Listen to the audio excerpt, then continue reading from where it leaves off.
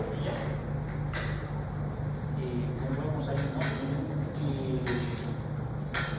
Una momia, 7.000 años antes de Cristo.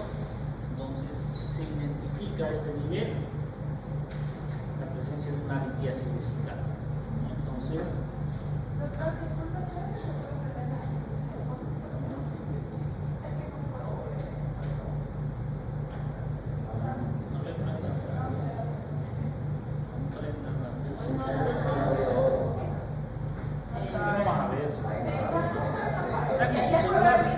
saque su celular para que alumbre su cuaderno. Alumbre a la doctora su cuaderno.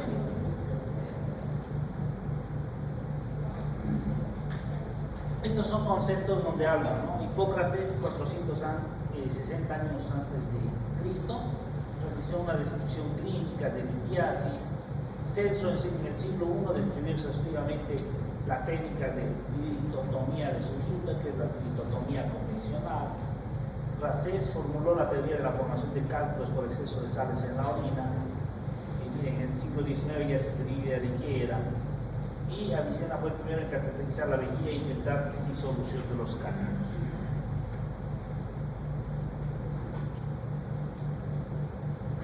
Ahí tenemos una del año 1824 en París, donde hacían lo que ahora hacemos, una cistoscopía. Se ingresa con un equipo a través del pene y se trata de extraer la piedra, ¿no? Vía endoscópica.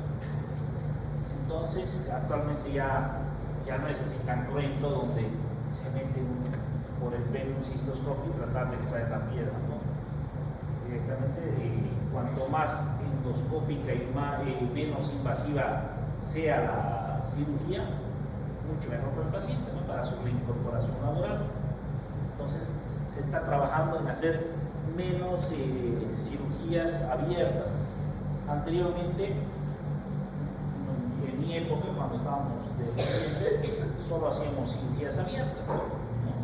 Ya después llegó a Santa Cruz algunas a la caja, el láser acá en Santa Cruz. Entonces empezamos a actualizar y de a poco empezamos a trabajar la parte endoscópica. Ya no abríamos a los pacientes calculitos así chiquitos, los abríamos. Entonces actualmente se ha ido cambiando eso y de acuerdo a la tecnología láser que ya es de mucha mayor potencia, entonces se va disminuyendo las posibilidades de abrir al paciente, ¿no? Ya vamos a ver actualmente en este congreso que teníamos, ¿conocen las aspiradoras de casa? Sí. ¿No es cierto? Que se enciende y va limpiando las. Entonces, similar a eso, están intentando realizar un nanobot, se llama. Ese nanobot se mete endoscópicamente al paciente y entonces va limpiando de la misma forma como la aspiradora, va detectando el cálculo y entonces lo va eliminando de a poco, ¿no? Entonces se está trabajando en eso, así como la inteligencia artificial. De a poco nos vamos a ir cambiando y eliminando esas cosas ya más invasivas, ¿no? Entonces, ¿quién usa de acá inteligencia artificial? ¿Para qué usas?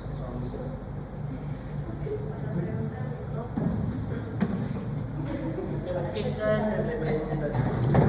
¿Qué clases de preguntas? Espejito, espejito. ¿Qué cosas preguntas? Como si mirara cosas así de X. ¿Cómo qué? ¿Qué preguntas? La inteligencia artificial actualmente, obviamente nos sirve ya. En este congreso nos decían que lo que hacen ahora es sacarle fotos a su placa histológica, por ejemplo, y lo mandan a la inteligencia artificial y él diagnostica. De 100 pacientes, 99 pacientes han coincidido con el diagnóstico, comparado con un especialista solamente de vías urinarias, ¿no? Y un paciente que no estaba mal, pero que estaba en duda, ¿no? Entonces pedía hacer una nueva evaluación. Entonces, realmente está. Pero el otro día un paciente me decía el día jueves que se ha bloqueado, no sé si es así, por eso vienen Susan de acá, que ha pedido hacer el diagnóstico de una patología y le dice vaya con su médico. Nadie más usarlo. Para hacer diagnósticos no, pero sí para preguntar alguna palabra que no entienda, pues, pero no para hacer. Nunca lo he intentado. Bueno, el paciente dijo que es hipertrofia prostática y qué síntomas tiene. Entonces dice la patología prostática, igual que en Google, ¿no? La patología prostática es esto, tiene síntomas, pero consulte con su médico tratante, entonces se bloquea. Y él trató de ingresar y se bloquea, ya no ingresa, por eso les pregunto, no sé si se irá. Yo nunca he usado la verdad, para que se vean. Dentro de la historia de la literiasis urinaria, fíjense que en la época de la Revolución Francesa desarrollan la nefroliptotomía y ureteroliptotomía convencional para el tratamiento de la litiasis. La nefroliptotomía y la ureteroliptotomía es todo lo que se hace convencional, con corte. ¿Se acuerdan que cómo hemos dividido el ureter? ¿Se acuerdan? A ver, ¿cuál? Una. ¿Quién va a hablar?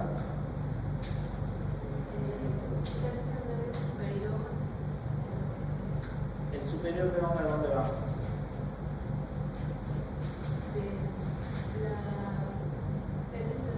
¿Ya?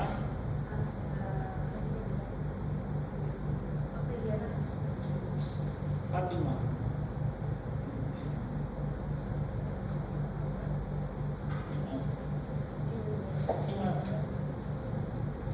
Doctor.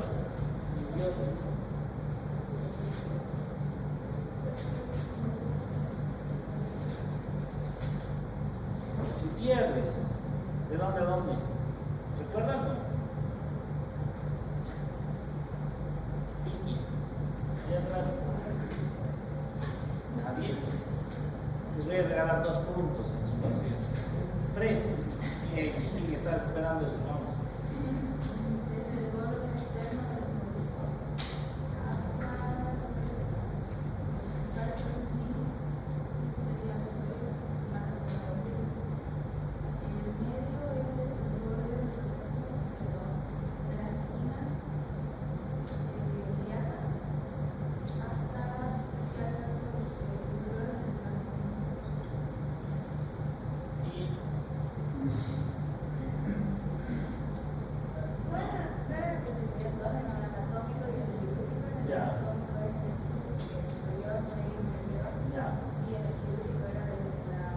Ya, al revés, pero ya.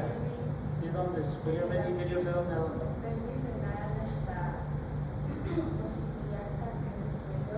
Después el tercio medio, desde la ciliaca superior hasta la inferior, y ya el tercio. 5 sobre su parcial, ¿nadie? No subían otros todavía. Hasta la inferior. Bien. ¿Por qué traen tanto tablet de Jesús? No saben usar todavía.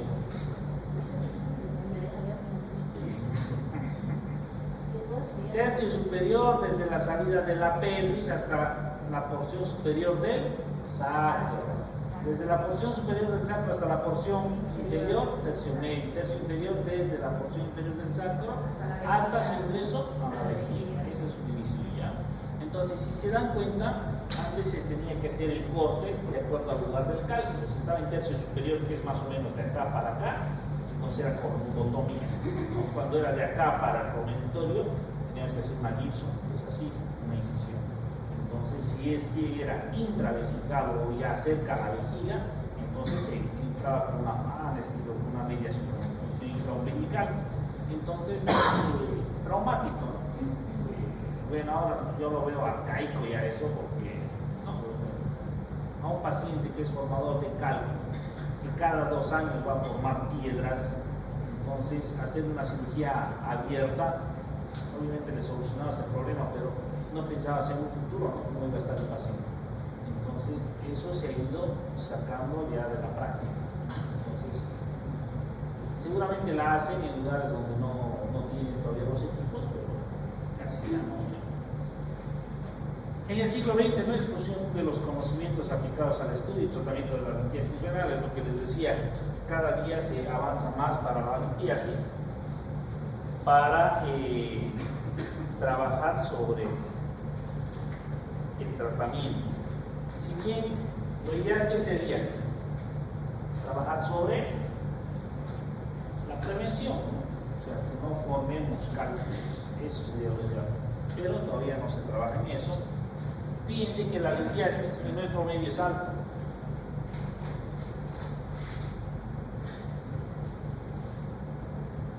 En nuestro medio es alto, ¿por qué? Porque en Santa Cruz hace calor, ¿no? Pese a que está lloviendo afuera, acá estamos con un grado de humedad, hace calor. ¿O no? ¿Soy yo nomás? Está haciendo calor, ¿no? ¿Soy yo? No. Y afuera está haciendo frío. Entonces, todos esos grados van a llevar a grados de deshidratación. Encima el agua en Santa Cruz de la pileta, del grifo es mala. Entonces todos esos factores están condicionando. Al cruceño le gusta el fin de semana con cerveza. Cerveza ahí. Coca-Cola. Bolo. Ya bolo está bien. Bolo, ¿qué más? Ya Coca-Cola y qué más. Con la carne. Entonces la carne tiene proteína. Cuanto más salada, aparte de eso, se toma su Coca-Cola, gran formador de cálculo, y toman cerveza en grado de deshidratación. ¿Ya? Entonces, son todos los factores, y además está haciendo calor, ¿ya? Y el churrasquero está peor. Entonces, todos esos grados nos van a condicionar a la formación de cálculo. Ahí va a haber una prevalencia por el sexo masculino. La incidencia en niños es baja, y en los pacientes de tercera edad también. El sexo masculino tiene una relación 2:1. Fíjense que en España la prevalencia es de 5%, nuestro medio es mucho más alto, ¿no? En Santa Cruz tenemos la mayor cantidad de litiasis en relación a los otros departamentos, ¿sí? Entonces es alta nuestra incidencia. Estaremos hablando de un 45-50% de la población de Santa Cruz tiene litiasis, ¿no? O microlitiasis, pero por esos factores. Fíjense ahí que la raza negra genéticamente es inmune a la litiasis renal. ¿Quisieran ser negros? No hay ninguno. ¿Quisieran ser negros? ¿Raza negra? Para no tener litiasis. Yo digo, por si acaso. ¿Ya? Entonces, no, ¿por qué? Porque tiene, así como tiene beneficios para la litiasis, tiene beneficios para el cáncer de próstata, hipertrofia prostática, entonces, ¿sí? Miren, en Estados Unidos, igualdad de condiciones, la incidencia es la misma que la de otras razas. En España, la raza gitana tiene menor incidencia. ¿Por qué? ¿Por qué creen que la raza gitana? Su alimentación. Claro, su alimentación es en base ¿a qué? Son veganos, ¿no? Entonces comen poca proteína, entonces todo eso va a disminuir la posibilidad. ¿No? Ambos casos se relacionan con bajo consumo de proteínas animales y lácteos.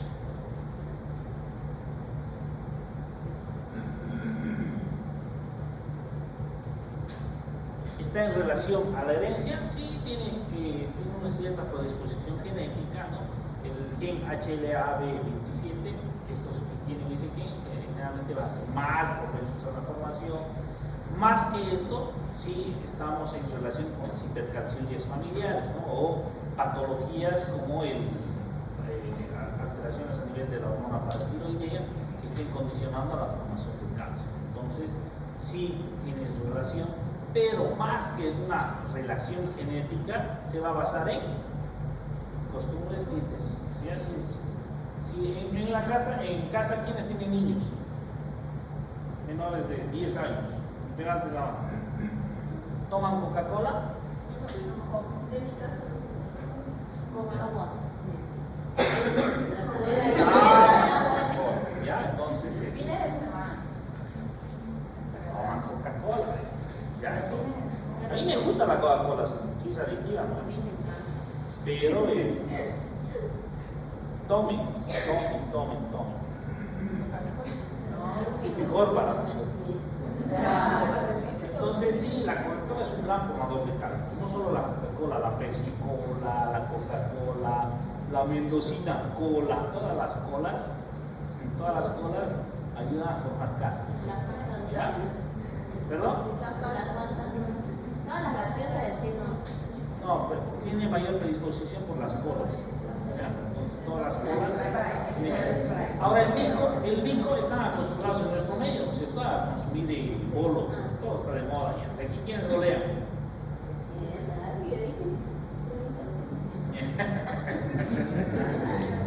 Nadie quiere decir, ¿ya? Entonces, el bolo tiene, ¿qué tiene? Bicarbonato de sodio, como si estuvieran metiendo sal a su boca. Después, y cuando bolean, ¿qué pasa? ¿Qué les da? Sed, ¿ya? Porque produce un grado de deshidratación. Y aparte de eso, ¿toman agua? Es más rápido se va a acabar su bico, ya todo su bolo, entonces no toman ni siquiera agua. Entonces, todos estos grados van a aumentar la incidencia de litiasis, ¿sí? Entonces, si no quieren tener cálculos, no boleen. Hábitos geográficos es lo que les decía, ¿no? En las ciudades con mayor temperatura, mayor humedad, van a condicionar a litiasis. Mayor incidencia en zonas de clima cálido, a más sol, más vitamina D y más absorción intestinal de calcio. En verano hay una mayor incidencia de litiasis, no por un aumento de la concentración de orina. Es lo que les decía, como hace calor en Santa Cruz, no están acostumbrados a tomar agua, entonces eso aumenta la concentración de la orina y al ser más concentrada, mayor formación de cálculos, ¿sí?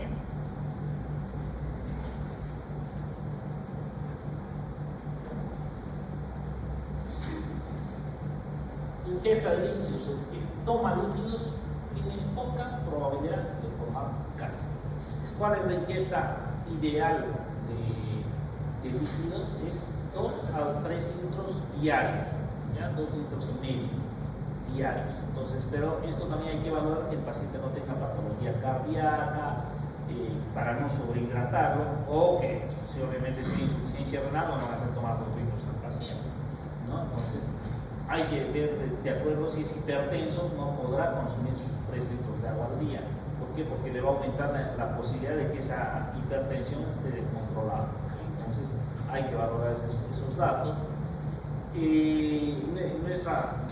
Fíjense, ahí dice que no hay relación con la dureza de agua, pero también acá nosotros tenemos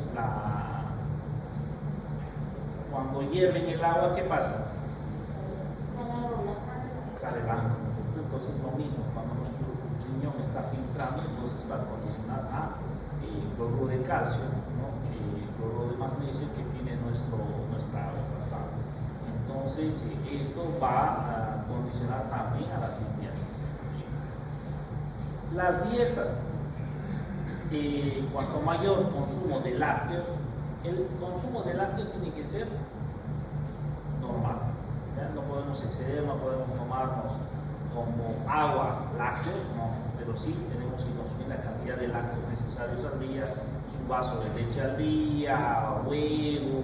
Aparte de eso tiene que ser el consumo de queso también. ¿Por qué? Porque la disminución de la ingesta de calcio en el organismo va a condicionar a la reabsorción intestinal, y esta reabsorción intestinal también va a condicionar a la formación de cálculo, ¿sí? Entonces tiene que ser una dieta equilibrada.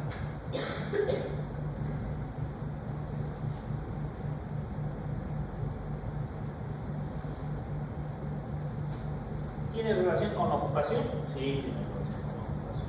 ¿Ya? Pacientes que no consumen líquidos, los médicos cirujanos, que están expuestos a altas temperaturas en quirófano, que no consumen agua durante largas horas de cirugía, grados de deshidratación, entonces van a estar condicionados a eso. Ingenieros que están expuestos a altas temperaturas,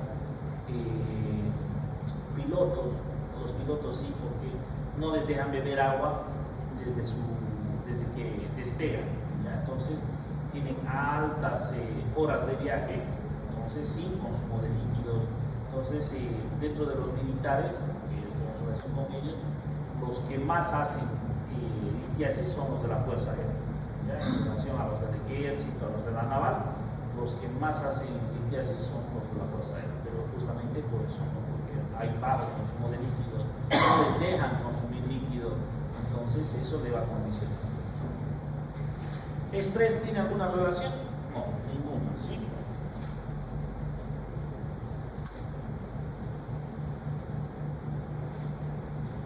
Según la composición de cálculos, tenemos cálculos de oxalato de calcio, que fíjense que es el más frecuente, es un 75% aproximadamente, 70-75% de los oxalatos de calcio.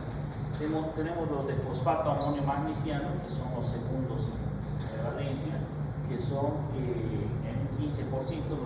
Los cálculos de fosfato amonio magnesiano son cálculos de Stubita o los cálculos oraliformes, los cálculos mucho más grandes que existen, que estos también se dan por la formación de infecciones a nivel de vías urinarias. Entonces están condicionados a formar eso. Los cálculos de ácido úrico, que es un 8% aproximadamente, los de fosfato de calcio, que es 5%, y los de cistina y xantina, que son menos del 1%, mucho menos frecuentes, ¿no?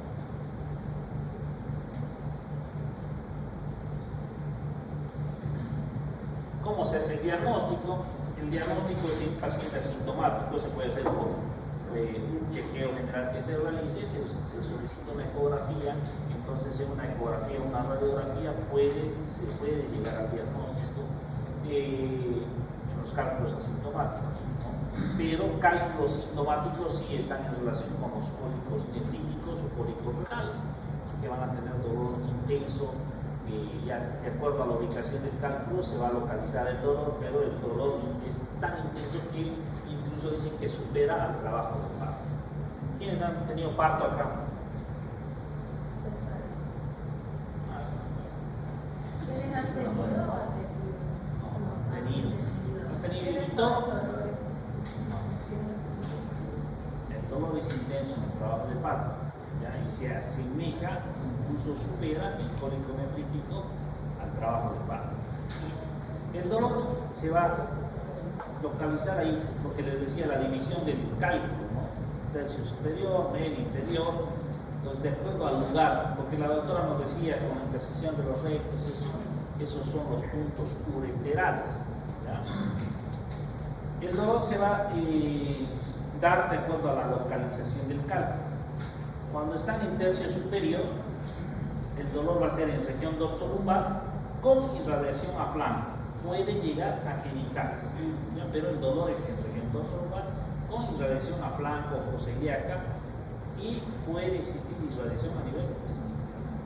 Cuando el cálculo está en tercio medio, el dolor es en flanco o fosa ilíaca con irradiación a región dorsolumbar. Y sí hay una irradiación a testículo, ¿ya? Y en la mujer a genitales, ¿ya? No solo en el hombre a testículos, sino en la mujer también se da una irradiación a genitales. ¿Bilateral? No. ¿Estás con ardor? ¿Eres mal de los riñones? ¿Qué tienes? ¿Qué problema tienes? Tenía arenilla, pero ya tengo cálculos. Y antes de ayer sí me dio un cólico renal. ¿En ambos lados? Sí, me ardía por Ya. El cálculo, ¿quiénes van a práctica? Ya. Cuando duele a ambos lados, generalmente, ¿qué es? Es un paro, ¿ya? Más si es de tipo urina, ¿sí? ¿Arenilla renal? ¿Existe o no? Sí, porque no existe, ¿ya? Generalmente, todos los, ahora ya les dije, cuando ustedes salgan, ¿qué es lo primero que van a hacer? Su diplomado y maestría en ecografía, van a hacer, ¿ya? Primero, hasta esperar su especialidad van a decir, hijito, pero estudia, haz algo, ¿ya? Me voy a meter a un diplomado o maestría de ecografía, ¿ya? Entonces, es difícil aprender en 3 a 6 meses a realizar bien una ecografía. ¿Ya? Si a mí me dice, doctor, véame la vesícula, señora, no veo la vesícula. No, pero ¿cómo no va a ser? Soy urologo, señor, no le voy a ver la vesícula. ¿Ya? Entonces, pero véame, mijito, ahí está. No, señor. O sea, yo hago ecografía renal, vesical y próstata, no me dedico a otra cosa. Que me diga burro, que me diga burro, a que le esté engañando. ¿Ya? Entonces, no hago, ¿sí? Ni de favor, ni de nada. Hay ecografía testicular también son eso. ¿Ya? Entonces, difícil que aprendan en 3 meses lo que a veces no podemos aprender en 4 años de especialidad. ¿Ya? Entonces, los ginecólogos se dedican ahora a hacer ecografía prostática. A ver, yo me pondré a hacer identificación de sexo en un niño, ¿será que lo voy a hacer bien? No, pues no soy para eso. Entonces, lo mismo, el ginecólogo no está apto para ver una próstata. ¿Ya? Entonces, no. O sea, siempre va a tener errores esa ecografía. ¿Sí? Entonces, en el momento de emitir un diagnóstico, tengan cuidado cuando hagan su diploma o maestría. Si es que no ven, se pondrá, no se ve. Ahora, si ustedes ven algo raro ahí, algo que no va, ¿qué tienen que hacer? Señora, aquí está su 100 bolivianos, bájese a otro lado. Ya, eso es honestidad con ustedes mismos, ¿verdad? Si a mí alguna vez veo, no sé, hay algo que está inconcluso, no les reporto. ¿Ya? Y le digo, señora, mire, que he tenido a veces pacientes obesos que no se podía ver bien y parecían tumores. Mire, señora, el ecógrafo no puedo ver, se lo vamos a devolver su dinero, vaya a caja. No, pero doctor, esperado. Señora, no quiero engañarle, vaya a caja, se lo van a devolver el dinero, necesita una ecografía, váyase a este lado. ¿Ya? Entonces, o a veces realmente no estamos, queremos hacer rápido o algo, entonces nos dificulta ver bien las imágenes. ¿Ya? Entonces, cuando esas cosas sean responsables, y es mejor que les digan, no señora, no veo nada, veo algo, que lo vea tal médico. Entonces deriven a alguien que sabe. ¿Ya? Pero eso es por honestidad y por bien del paciente, está confiando en ustedes. ¿Ya? Entonces es lo mejor. Las arenillas renales no existen. ¿Ya? Cuando existen, tiene que ser litiasis renal y descrita qué tamaño. Eso sí, los cálculos debajo de 2 milímetros supuestamente no se ven en una ecografía. ¿Ya? Entonces, las cosas que ponen arenilla, entonces las arenillas, ¿cómo son? Puntiformes, de 1 milímetro, ¿no es cierto? Entonces deberían verse múltiples de eso. Pero es ilógico ese diagnóstico. ¿Ya? Cuando el dolor es en tercio medio, habíamos dicho que el dolor va a ser en flanco, puede, como dice la doctora, puede darse en ambos lados. No es que no se va a dar. Pero tendrías que tener mucha mala suerte, ¿no? Que hagas una insuficiencia renal porque ambos uréteres están trancados. ¿Ya? Entonces puede, ¿por qué? Porque de hecho se va a hinchar la paciente, entonces sí es una paciente de emergencia que se tendrá que solucionar inmediatamente. Puede darse en ambos uréteres, pero ya vamos es algo que pocas veces pasa. Ahora, el dolor es en flanco, fosa ilíaca con irradiación a la región dorsolateral y la irradiación a genitales o testículos. Cuando está en tercio inferior, ¿se acuerdan bien? En semiología hemos dicho, ¿no? Se asemeja a una cistitis, ¿no? Que tiene polaquiuria, tenesmo vesical, estranguria, dolor en hipogastrio. Es similar a una cistitis. Entonces, de acuerdo a eso, tenemos que, de acuerdo a los síntomas que nos dice el paciente, nosotros más o menos nos vamos a dar cuenta a qué nivel está el cálculo. Va a estar acompañada de náuseas y vómitos, síntomas neurovegetativos, actitud inquieta, distensión abdominal, sí se puede dar, ¿sí?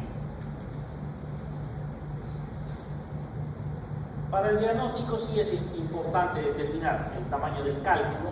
Los cálculos menores de 5 milímetros tienen alta chance de expulsión.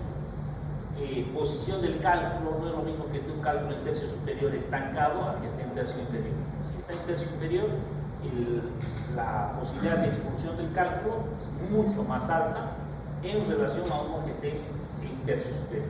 ¿Sí? A veces cuando está en tercio superior, muchos días con dolor, pocas veces lo va a expulsar, entonces ese paciente tendrá que ser sometido a cirugía.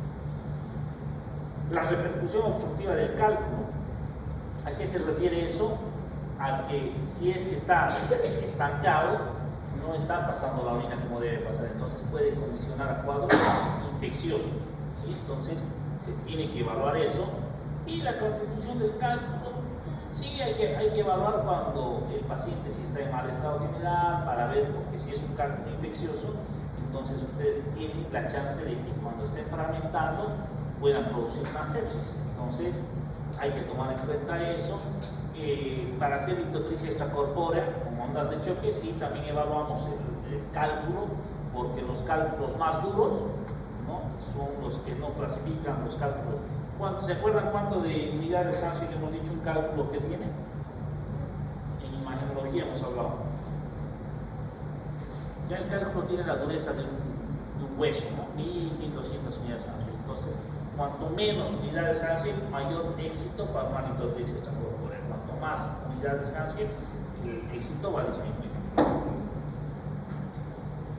Diagnóstico diferencial, justamente miren el 1, ¿cuál es?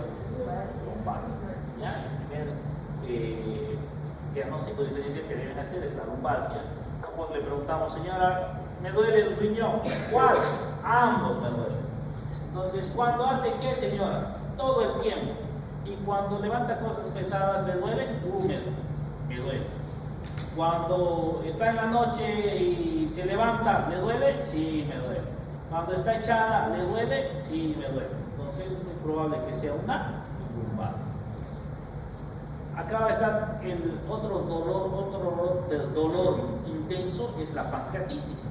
¿Sí? Las pancreatitis sí hay intenso dolor, pero el dolor en pancreatitis, ¿cómo es? Hemicinturón, ¿no? Entonces eso va a diferencia.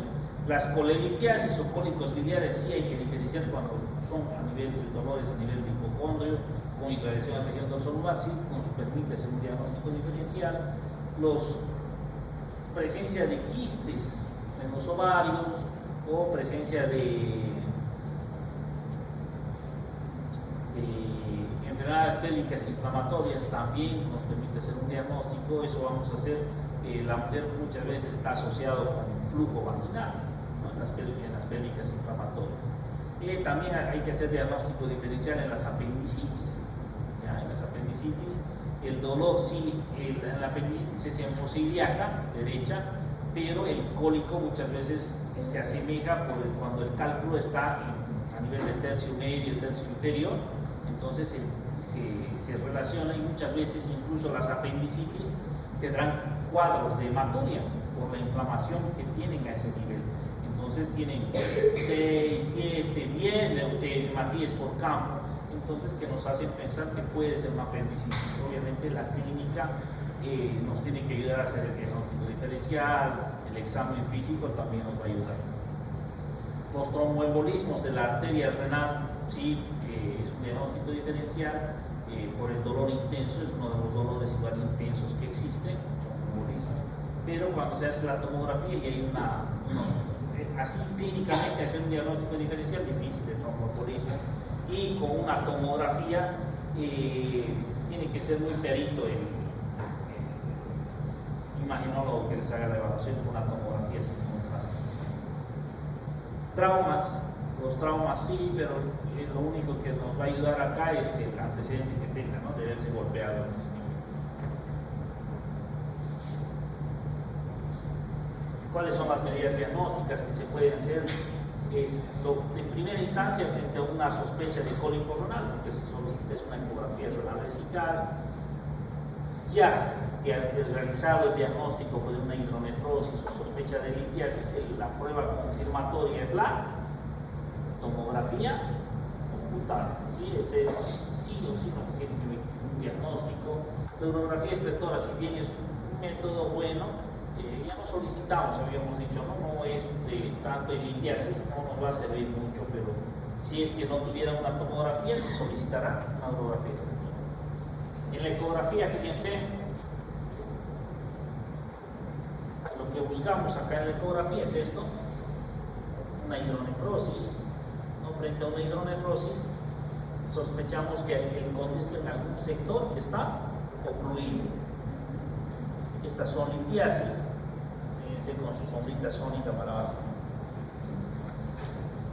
Este es un cálculo vesical, con su sombra sónica para abajo. Y este es un cálculo vesical también, de una cirugía. Han visto en el consultorio que hay, ¿no?, los cálculos vesicales. Es una tomografía donde acá se ve un cálculo en cono inferior del riñón y en el tercio superior del uréter. Fíjense que este riñón dilatado, este es uno normal, pero fíjense cómo está dilatado. Este es el cálculo que está ocurriendo en la pelvis, ¿no? Entonces eso le ha llevado a que esté deteriorado ese riñón. Esta es una urografía extentora, donde se ve acá el cálculo, acá también el cálculo. Se hace la urografía, entonces identifica eso, ¿no? Lo mismo. Acá está el cálculo. Se hace la inserción del contraste y fíjense cómo de ahí para arriba está dilatado. La radiografía simple. En las radiografías simples sí podemos evidenciar cálculos de oxalato de calcio, fosfato de calcio y los fosfato amonio magnesiano. Los cálculos de ácido úrico, santina y cistina son radiopacos, entonces no se llegan a, radiolúcidos, entonces no se llegan a ver, ¿no? Los radiopacos son oxalato, fosfato y fosfato amonio magnesiano. Este es un cálculo coraliforme, tiene la forma de un coral. Estos son generalmente, acá también se ve, ¿no? Todo esto. Generalmente estos cálculos son los de fosfato amonio magnesiano, son infecciosos y son coraliformes. Muchas veces son asintomáticos. El paciente se hace el diagnóstico por una radiografía que se hace casualmente y se diagnostica. Son asintomáticos hasta que llegan a producir daño en el riñón. El tratamiento, hay dos lados en el tratamiento, uno que es la escuela americana y otro la escuela europea, ¿ya? En la escuela americana, ¿cuál es por qué va el paciente a la emergencia? Dolor. ¿Ya? Entonces, la escuela americana nos dice que ya que el paciente está yendo por dolor, entonces tú tienes que aliviar ese dolor de inmediato. Tienes razón, el cólico renal presenta mucho dolor. Entonces, para ellos la primera línea de tratamiento son uso de opiáceos. Entonces, morfina, mepedimina, tramadol. La escuela europea dice que no se debería usar, sino hacer de forma sincrónica, ¿no? Para hacer el tratamiento. Ahora, el uso de antiespasmódicos, la americana sí te da la chance, no te dice que tienes que usar, pero te da la chance de que sí, puedes usar, ¿sí? Porque el espasmo que va a producir el uréter les va a llegar a producir dolor, mientras la escuela europea te contraindica, no puedes realizar tratamiento con antiespasmódicos porque supuestamente el uréter está tratando de vencer, de hacer pasar la orina para que pueda expulsar el cálculo. Entonces ellos dicen, ¿para qué les vas a dar un antiespasmódico? Para que evites eso, ¿no? Entonces ellos están suspendidos, pero yo personalmente la uso, ¿sí? Entonces sí me gusta usar. Analgésicos, el mejor analgésico para la litiasis es el diclofenaco, ¿ya? Solamente que muchas veces al paciente le da el diclofenaco y otra vez iba a la farmacia, ¿no? Entonces se usa el diclofenaco, el ketoprofeno, desketoprofeno, que son de primera línea.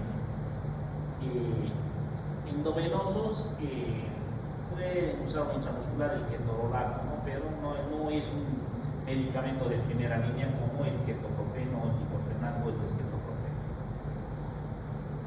Los opiáceos ya hemos dicho, ¿no? Tramadol, mepedimina, morfina, que es la morfina y la mepedimina se dan solución decimal. Una ampollita se diluye en 10 ml de solución y se va pasando 2-3 cc hasta que le cambie el dolor. La analgesia peridural continua sí, pero esto sería, les hacen un bloqueo en la espalda. Esto sería frente a la ausencia de un especialista, ¿no? Que no pueda llegar a solucionar el problema y el paciente está con mucho dolor, entonces sí se les puede hacer, pero después, ¿para qué meterle el quirófano? Para calmar el dolor, no tiene mucho sentido. Ahora hay mucho medicamento de farmacia que está bien sonado por médicos, lo combinamos con farmacia para que la no sé. Las farmacias artesanales generalmente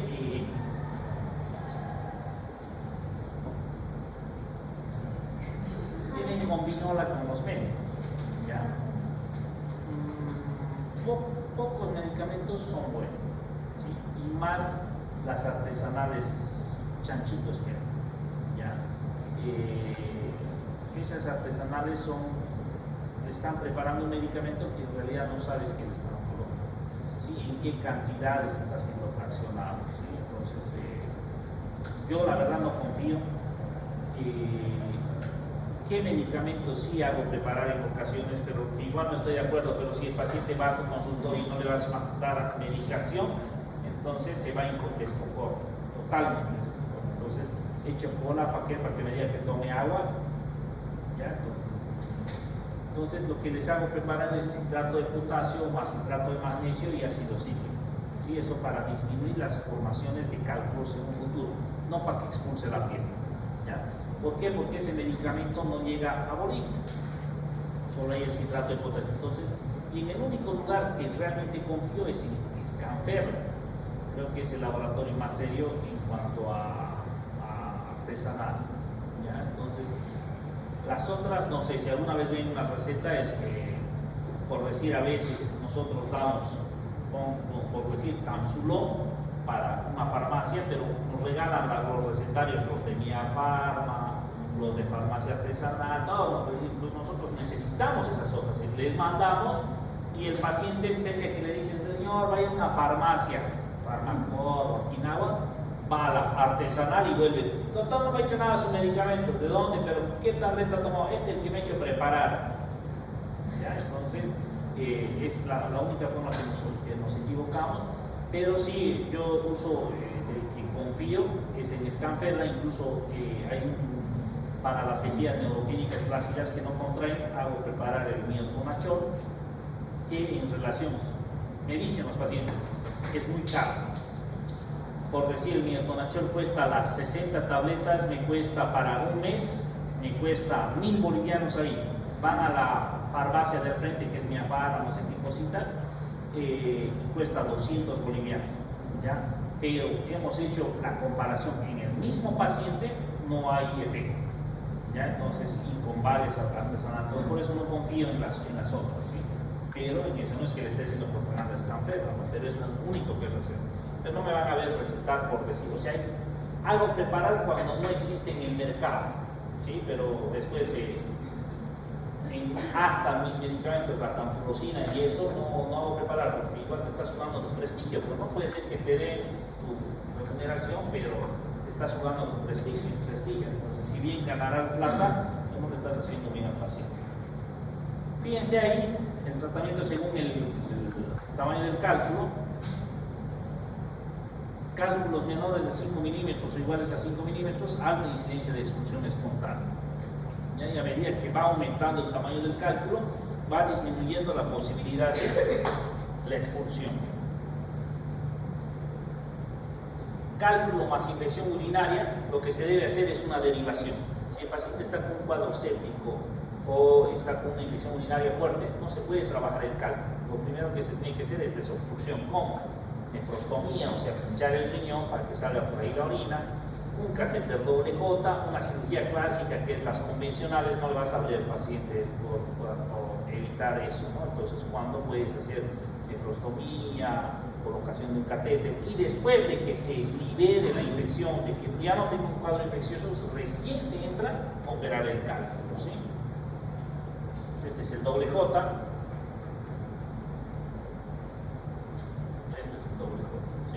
Fíjense que en este paciente, acá tiene el cálculo, ¿lo ven? Este es el cálculo, entonces se le ha colocado, enfría el cuadro y recibe. Dentro de los tratamientos tenemos la litotripsia extracorpórea, que son ondas de choque, la nefrolitectomía percutánea, ¿no? Se hace cortes pequeños acá en el región dorsolumbar, se entra con una cámara y se va sacando, funcionando el riñón, ¿no? Actualmente, solamente para cálculos coraliformes muy grandes que realmente no pueden operar una cirugía endoscópica, ¿no? Por vía ureteral. Cirugías convencionales. Este es un equipo de litotripsia extracorpórea, ¿no? Son ondas de choque. Esto lo que ven acá es el arco en C, por donde se ve. Esta es la bobina que produce los golpes. paciente se pone ahí y va haciendo los golpes, ¿no? Va generando una energía localizada, esta es agua, y va rompiendo el callo. ¿No? El paciente muchas veces expulsa así. Esta es una percutánea, lo que se hace es un corte en región dorsolateral, se traza una línea de la línea axilar posterior, cresta ilíaca y costillas, se traza un triángulo y en ese sector tú puedes pinchar para entrar hasta riñón, función, dilatar hasta que entre tu cámara. Y una vez que estás ahí adentro vas a sacar. Las cirugías endoscópicas, esta es una canastilla, tú la agarras y la sacas. Cálculo visto endoscópicamente y se va pulverizando, ¿no? Este es un ureteroscopio semirrígido. Anteriormente solamente usábamos esto, ahora ya tenemos el flexible. El flexible te permite ir a cada cáliz. Mientras es un ureteroscopio semirrígido solamente ves todo lo que está en tu camino, mientras el flexible va doblando, ¿no? Actualmente ya han cambiado los flexibles. Hay una empresa rusa, una brasilera, que el flexible, tú entras así y la punta, o sea, es semirrígido con punta flexible. Una vez que estás adentro, recién puedes mover, ¿no? Entonces ya se está haciendo eso. Hoy los flexibles tienen una camisa por donde tú entras, y las camisas antes eran duras, pero ahora ya están haciendo flexibles, o incluyen ya, así como ven ustedes, ya incluyen un sistema de irrigación incluido, ¿no? Entonces ya se está perfeccionando eso. Este es un equipo láser, y este es lo que anteriormente usaban, la varilla neumático con aire comprimido que genera presión, va moviendo la bala y va moviendo la varilla para romper el callo. ¿Preguntas?